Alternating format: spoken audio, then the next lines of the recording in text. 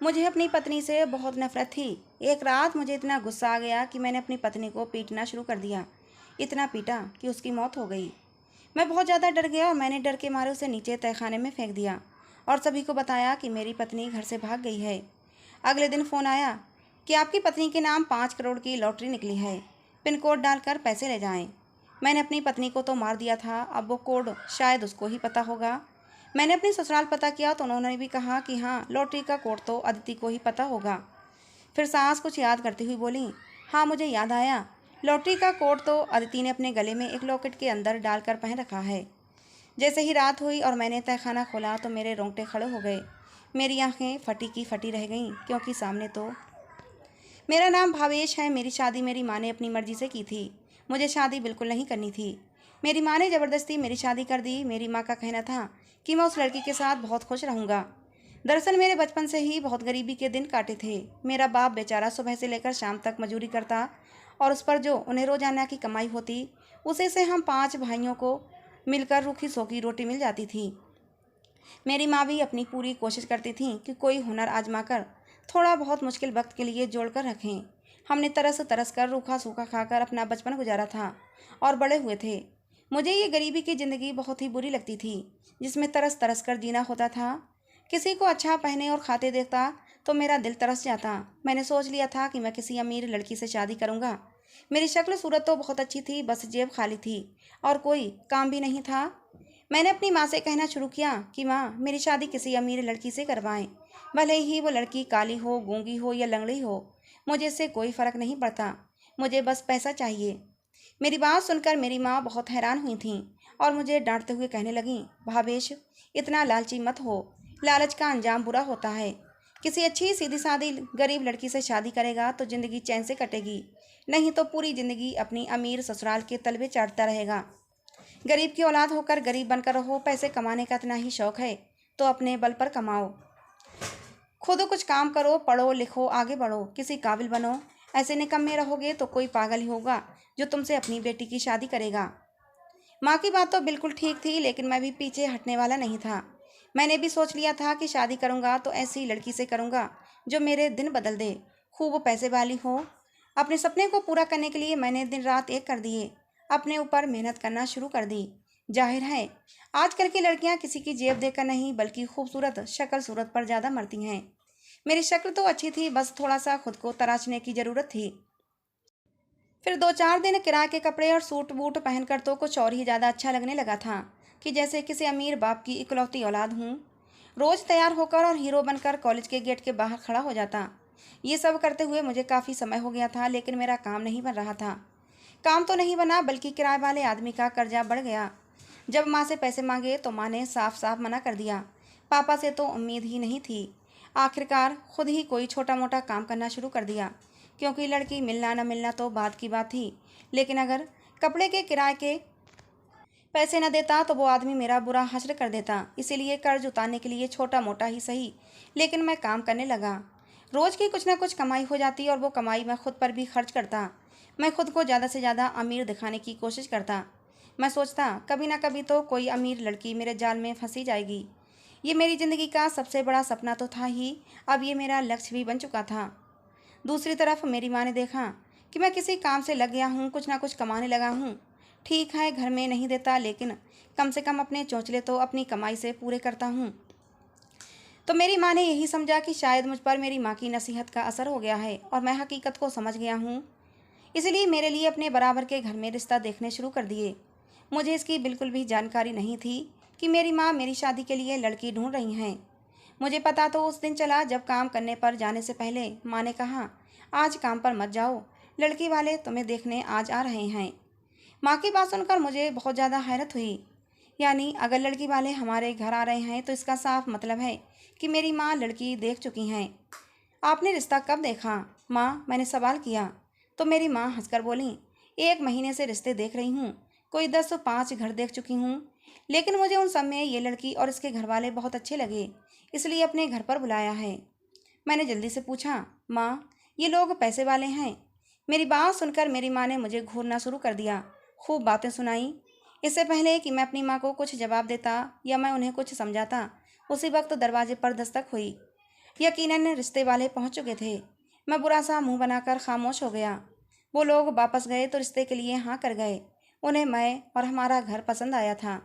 मेरी माँ तो खुशी से फूली नहीं समा रही थी, लेकिन मुझे कोई खुशी नहीं हो रही थी।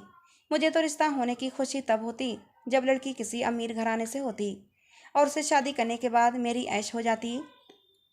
उस समय मैं लालच में अंधा हो चुका था। मुझे कुछ भी दिखाई नहीं दे रहा था। इंसानियत और संस्कार मुझे उस समय कुछ भी दिखाई नहीं दे रहे थे। लेकिन मेरी माँ लालच में अंधी नहीं हुई थी।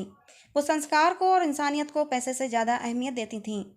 लड़की का घराना बहुत ही शरीफ और संस्कारों वाला था। लड़की भी सीधी सादी और संस्कारों वाली थी। इसलिए मेरे लाख मना करने पर भी मेरी माँ नहीं मानी और मेरी माँ ने उस लड़की के साथ मेरी मंगनी कर दी। मंगनी के साथ साथ ही मेरी शादी की तारीख भी तय कर दी। मैं चाहकर भी कुछ नहीं कर सकता था। मैं शादी से बचना चाहता था, किसी भी सूरत ये रिश्ता ख़त्म करना चाहता था। लेकिन मेरे लाख चाहने के बावजूद भी ये शादी टूटती नजर नहीं आ रही थी। शादी की तारीख 2 महीने बाद की थी और मैंने इन 2 महीनों में सर तोड़ कोशिश की थी कि जैसे भी मुमकिन हो इस गरीब घर से रिश्ता टूट जाए और मेरी शादी यहाँ किसी भी कीमत पर ना हो। मेरे लाख न चाहने के बावजूद भी रिश्ता नहीं टूटा और आखिरकार शादी का दिन आ ही गया। मेरी माँ उस दिन बहुत खुश थीं और खुश क्यों ना होती, ये रिश्ता उन्हीं की तो पसंद का था। हाँ, शादी के दिन तक मेरा मुंह लटका हुआ था। मुझे उस आने वाली लड़की से सख्त नफरत महसूस हो रही थी और मेरी नफरत का ये हाल था कि फेरों के बाद भी मैं यही सोच रहा था कि इस गरीब लड़की से कैसे छुटकारा पाया जाए। मैं सोचता रहा और सोचते सोचते आखिर मेरे दिमाग में एक शैतानी ख्याल आया और ये ख्याल आते ही मेरे चेहरे पर एक शैतानी मुस्कुराहट दौड़ गई। बस अब इस काम को अंजाम देना बाकी था। फिर इस गरीब लड़की से मेरी शादी तो हो चुकी थी, लेकिन जैसे ही मेरा प्लान सक्सेसफुल होता वो लड़की मेरी ज़िंदगी से चली जाती और मैं अपनी पसंद और मर्जी से किसी भी अमीर लड़की से शादी कर लेता और फिर आराम की ज़िंदगी गुजारता। प्लान तैयार करने के बाद मैं काफ़ी रिलैक्स हो गया था, लेकिन अब मुझे रात होने का इंतज़ार था। मैं बेचैनी से रात गुजरने का इंतज़ार करने लगा कि कब शादी के दिन की सारी रस्में पूरी हों और दुल्हन को मेरे कमरे में छोड़कर सब अपने अपने ठिकानों पर चले जाएं। जब सब अपने अपने कमरों में चले गए और दुल्हन को मेरे कमरे में बिठा दिया गया तो अब मुझे अपने प्लान को अंजाम देना था। लेकिन मुझे डर भी लग रहा था।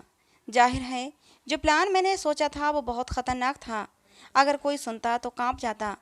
मैं जितनी जल्दी हो सके उतनी जल्दी इस मामले को ख़त्म करना चाहता था, लेकिन उतना ही ज़्यादा मैं डर भी रहा था।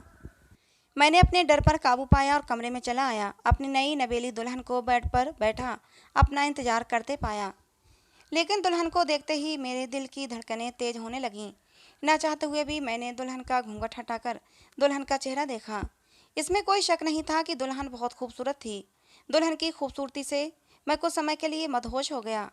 कुछ समय के लिए मैंने अपना प्लान रद्द कर दिया और कौन जालिम पति होगा जो अपने सामने बैठी इतनी प्यारी लड़की पाकर इस मौके को हाथ से गंवाना चाहेगा, वो भी तब जब वो लड़की उसकी अपनी पत्नी हो और उस पर वो पूरा हक रखता हो। उस समय मैंने सारे मंसूबे अपने भूल गया। बस याद था तो सामने बैठी वो खूबसूरत सी अदिति। मैं अदिति की खूबसूरती का दीवाना हो गया। उस समय सारे बुरे ख्याल मेरे दिल से निकल गए। मैंने अदिति के खूबसूरत हाथों को चूम लिया और उसकी उंगली में सोने की अंगूठी पहना दी। अदिति शर्म से सिमटी जा रही थी। मैंने अदिति को कसकर सीने से लगा लिया। शादी के शुरू शुरू दिनों में तो मैं और अदिति बहुत खुश रहे। मेरी पत्नी मुझसे बहुत ज़्यादा खुश थी। शादी की खुशी में और इतनी सुंदर पत्नी पाकर मैं भूल गया था कि मैंने अपनी पत्नी से छुटकारा पाने के लिए एक मंसूबा बनाया था। पूरा 1 महीना गुजर गया था। उस दिन मेरी पत्नी अपने मायके जाना चाहती थी। मैंने उसे खुशी खुशी इजाज़त दे दी। जाते हुए उसने कहा कि मेरे पास आपके लिए एक बहुत बड़ा सरप्राइज़ है, बस दुआ करना। मैंने कहा बताओ क्या सरप्राइज़ है, लेकिन वो इस बात पर डटी रही कि कल बताऊंगी। मैंने भी ज़्यादा जिद न की और उसे माँ के घर छोड़ आया, ये कहकर कि शाम को वापस ले आऊँगा।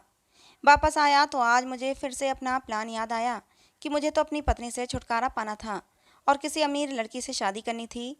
और आखिरकार मैंने सोच लिया कि मैं अपने प्लान को सक्सेस करके रहूँगा। आज रात ही मैं इसको पूरा करना चाहता था।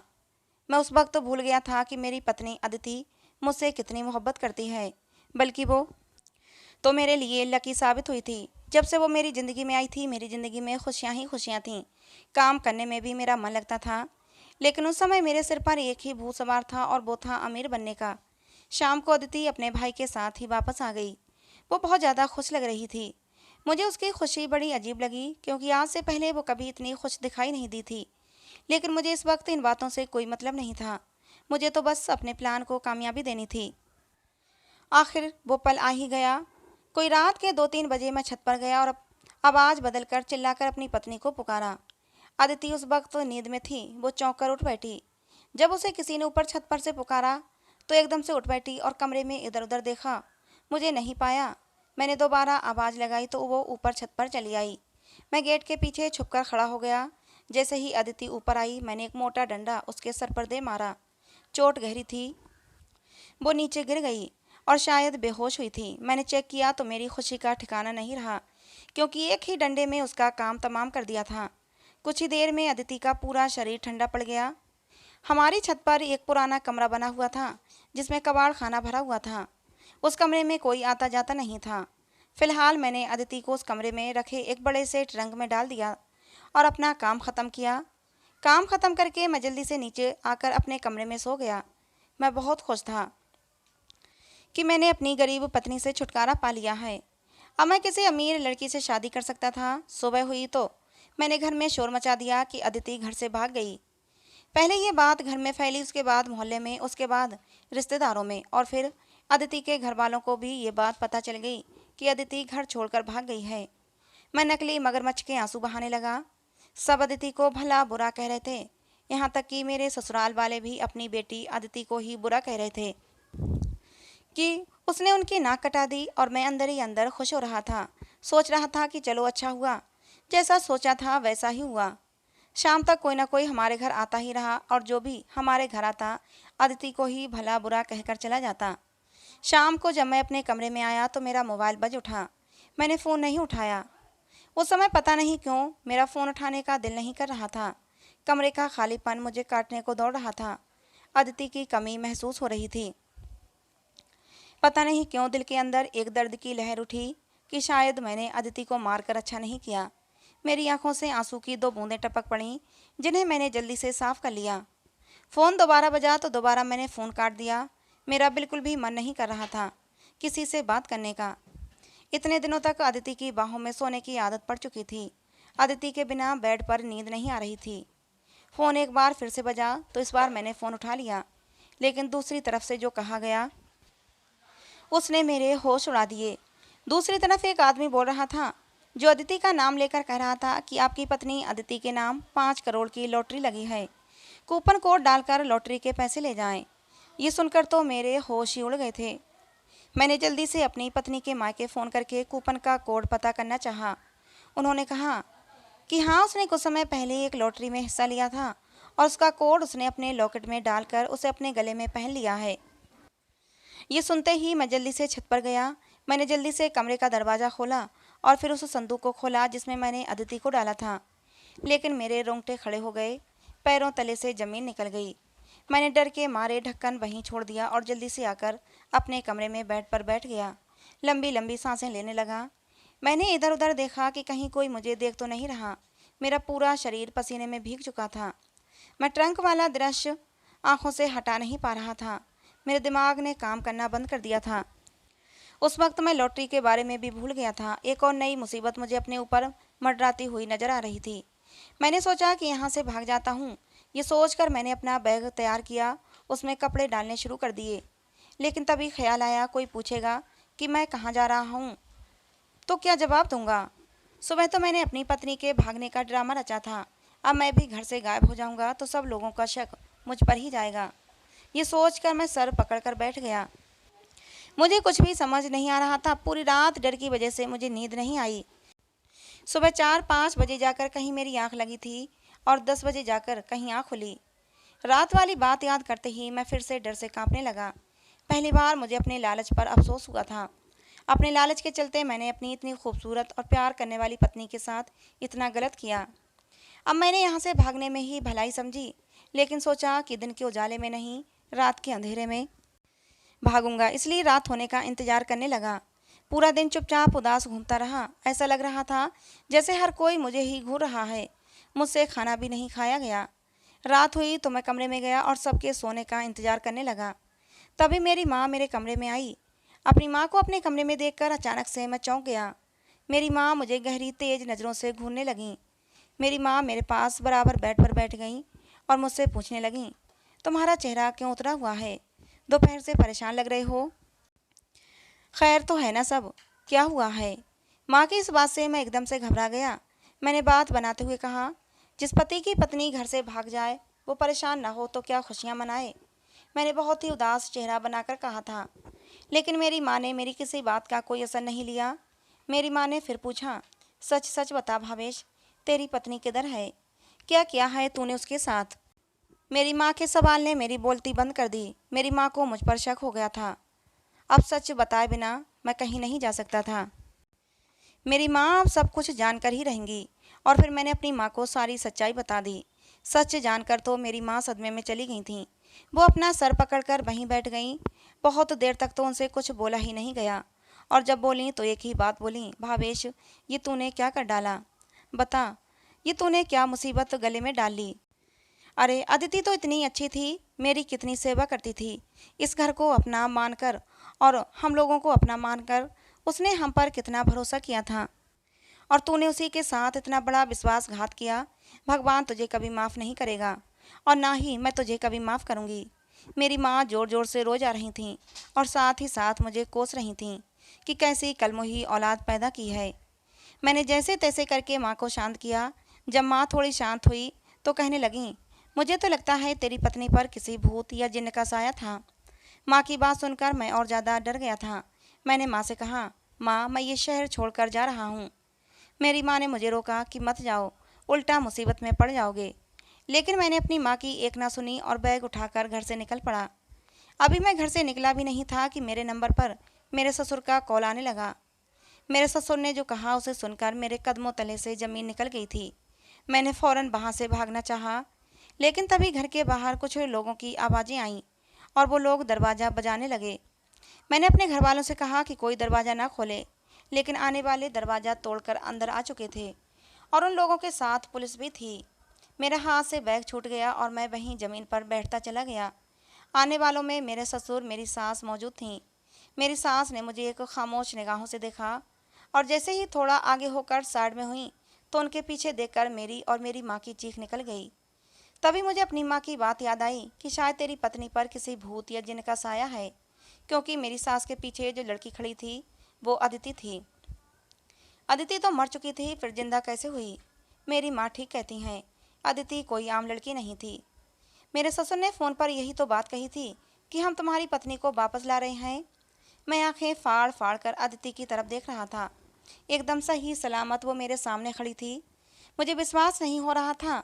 मैंने तो खुद उसकी नब्ज चेक की थी, उसके बाद ही उसे ट्रंक में फेंका था। ये सब सोचकर ही मेरा दिमाग घूमने लगा। आखिर ये सब क्या है?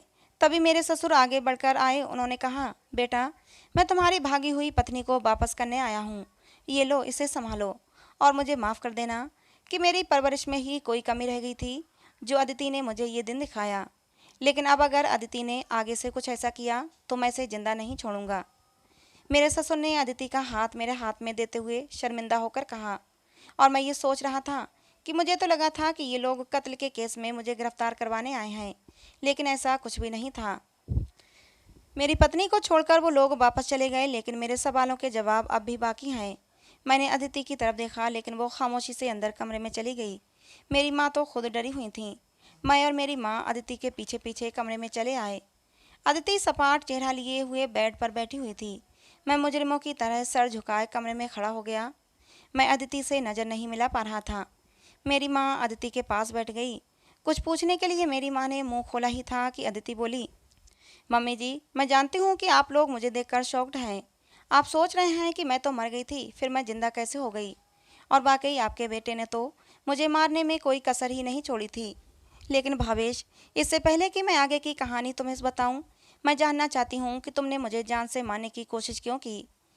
तब मैंने अदिति को सब कुछ सच सच बता दिया कि मैं लालच में पड़ गया था। मैं पैसे कमाना चाहता था आसान तरीके से, और इसीलिए किसी अमीर लड़की से शादी करके अमीर होना चाहता था। लेकिन मेरी शादी तुम जैसी गरीब लड़की से हो गई और मैंने तुम्हें रास्ते से हटाकर किसी अमीर लड़की से शादी करने के बारे में सोचा था। मेरी बात सुनकर अदिति की आंखों में आंसू और तेजी से बहने लगे थे। बोली, मैंने तो भावेश तुम्हें सच्चे मन से अपना पति स्वीकार किया था और तुमसे सच्ची मोहब्बत की थी। हालांकि शादी से पहले मैं शादी करने से इनकार कर रही थी। मैंने भी गरीबी में आँख खोली थी, लेकिन मैं सुंदर थी और इसी सुंदरता को हथियार बनाकर मैं भी चाहती थी कि किसी खाते पीते घर में मेरी शादी हो, जैसे कि इस गरीबी से मुझे छुटकारा मिले। मैंने अपने माँ बाप को मना भी किया था कि मुझे इस गरीब लड़के से शादी नहीं करनी, लेकिन मेरे माँ बाप नहीं माने और भावेश तुमसे मेरा रिश्ता हो गया। लेकिन जब इस घर में आई तो भावेश का प्यार पाकर और आपकी ममता की छाँव में मैं गरीबी अमीरी का फ़र्क भूल गई। मैं समझ गई कि पैसे से ज़्यादा प्यार की अहमियत होती है। भावेश ने भी इतने दिनों तक मेरा कितने अच्छे से ख्याल रखा था। मैं तो कभी सपने में भी नहीं सोच सकती थी कि भावेश मेरे साथ ये सब कुछ करेंगे। उस दिन जो भावेश ने मेरे सिर पर डंडा मारा था तो दर्द की वजह से मैं नीचे गिर गई थी। मैं पूरी तरह बेहोश नहीं हुई थी, कुछ होश में थी। जब भावेश मेरे पास आया और जब वो मुझे चेक करने लगा कि मैं मर गई या जिंदा हूँ, तो मुझे शक हो गया कि भावेश मुझे जान से मारना चाहता है। इसलिए मैंने अपनी सांस कुछ देर के लिए रोक ली थी। भावेश को विश्वास हो गया कि मैं मर चुकी हूँ, तो उसने मुझे एक संदूक में बंद कर दिया। भावेश के जाने के बाद मैं उस संदूक से निकली और किसी तरह अपने घर पहुंची। रात का समय था। मेरी बहन ने दरवाज़ा खोला था। मैंने उसे कहा कि किसी को कुछ न बताए। हम दोनों कमरे में चले आए। उसने मेरे सर पर पट्टी की। मैंने अपनी बहन को सब कुछ बता दिया। मेरी बहन ने कहा, दीदी ये तो पुलिस केस है, आपको पुलिस को जाकर इन्फॉर्म करना चाहिए और उन लोगों को सज़ा दिलवानी चाहिए। लेकिन भावेश, तुम्हें याद है मैं जब अपनी माँ के घर गई थी तो तुमसे कहकर गई थी कि मैं कुछ तुम्हें सरप्राइज दूंगी। तो वो सरप्राइज ये था कि मैंने लॉटरी के पैसे जीते थे और वो भी 5 करोड़ की। इसके साथ साथ एक और खुशखबरी थी और वो ये कि मैं माँ बनने वाली थी। मैं चाहती तो पुलिस में जाकर तुम लोगों के खिलाफ केस दर्ज करा सकती थी, लेकिन मैंने ऐसा नहीं किया क्योंकि मैं अपने बच्चे को दुनिया में लाने से पहले बर्बाद नहीं करना चाहती थी। दुनिया में आँख खोले तो वो एक मुजरिम का और एक खूनी का बच्चा कहलाए। मैं पूरा दिन अंदर कमरे में बंद रही। मेरे माँ बाप को नहीं पता था कि मैं उनके घर में ही हूँ। और फिर मैंने कुछ ऐसा किया कि अपने माँ बाप को यकीन दिलवा दिया कि कुछ लोगों ने मुझे किडनैप कर लिया था। इसलिए भावेश को लगा कि मैं घर से भाग गई हूँ। सबसे पहले मैं और पापा पुलिस स्टेशन गए और अपने अपहरण की बात पुलिस को बताई। फिर पुलिस को लेकर और अपने मम्मी पापा को लेकर मैं यहाँ आ गई। भावेश, इस घर में मैं तब तक हूँ जब तक मेरा बच्चा जन्म नहीं ले लेता। उसके बाद मैं अपना कुछ अलग इंतजाम कर लूँगी। भले ही कोई छोटी मोटी नौकरी करूँ, लेकिन मैं इस घर से चली जाऊँगी। ऐसा कहते कहते अदिति की आंखों में आंसू आ गए थे। मैं अदिति के पैरों में बैठ गया। अदिति, मुझे माफ़ कर दो। मैं लालच में अंधा हो गया था। तुम ये बिल्कुल मत सोचना कि पैसों के लालच में मैं बदल गया हूँ। मेरा विश्वास करो, तुम्हें मानने के बाद भी मेरा दिल सुकून से नहीं था। मैं बहुत बेचैन था। मुझे एक मौका तो दो। मैं तुम्हें कभी शिकायत का मौका नहीं दूंगा। लेकिन अदिति ने मेरी तरफ से मुंह फेर लिया। समय धीरे धीरे गुजरता गया। अब अदिति मुझसे बात नहीं करती थी। वो अलग कमरे में रहने लगी थी। हमें लॉटरी के पैसे भी मिल गए थे। अदिति ने वो सारे पैसे मेरे सामने लाकर ढेर कर दिए और कहा, लो अपने लालच की भूख मिटा लो। लेकिन मैंने वो सारे पैसे गरीबों में दान कर दिए। मुझे अब पैसों का लालच नहीं था। मुझे तो बस अदिति की मोहब्बत चाहिए थी, जिसके लिए मैं तरस गया था। अब मैं दिन रात मेहनत करने लगा था और अपने बल पर पैसे कमाने लगा था। अदिति ने मेरे घर में कदम क्या रखा, मेरी तो किस्मत ही चमक गई थी। थोड़े से पैसे जमा करके छोटा सा बिजनेस डाला और भगवान की ऐसी कृपा हुई कि खूब चल निकला। धीरे धीरे मेरे घर से सारी गरीबी दूर हो गई थी। और फिर एक दिन अदिति ने एक प्यारी सी बच्ची को जन्म दिया। मेरी बच्ची जब 3 महीने की हो गई तो एक दिन अदिति हमारी बच्ची को लेकर जाने लगी। उसने साफ कह दिया कि अब मैं इस घर में नहीं रह सकती। लेकिन तभी मेरी माँ बीमार पड़ गई और माँ की वजह से अदिति घर पर रुक गई। माँ को बीमारी ने ऐसा पकड़ा कि वो बिस्तर से उठ नहीं पा रही थीं। पूरे 8 महीने तक माँ बिस्तर से लगी रहीं और अदिति ने उनकी मन लगाकर सेवा की थी।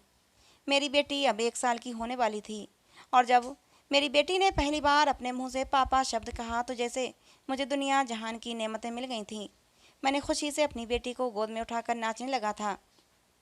और यही वो पल था जब अदिति ने अपना फैसला बदल लिया था। अदिति ने मुझे माफ़ कर दिया, भले ही अपनी बच्ची के लिए माफ़ किया हो। अदिति ने मुझसे कहा, भावेश मैं तुम्हें माफ़ करती हूँ। मैं एक बेटी को उसके पिता से अलग नहीं कर सकती। और अब वाकई मुझे यकीन होने लगा है कि तुम बदल गए हो। आज का दिन मेरी ज़िंदगी का सबसे बड़ा दिन था।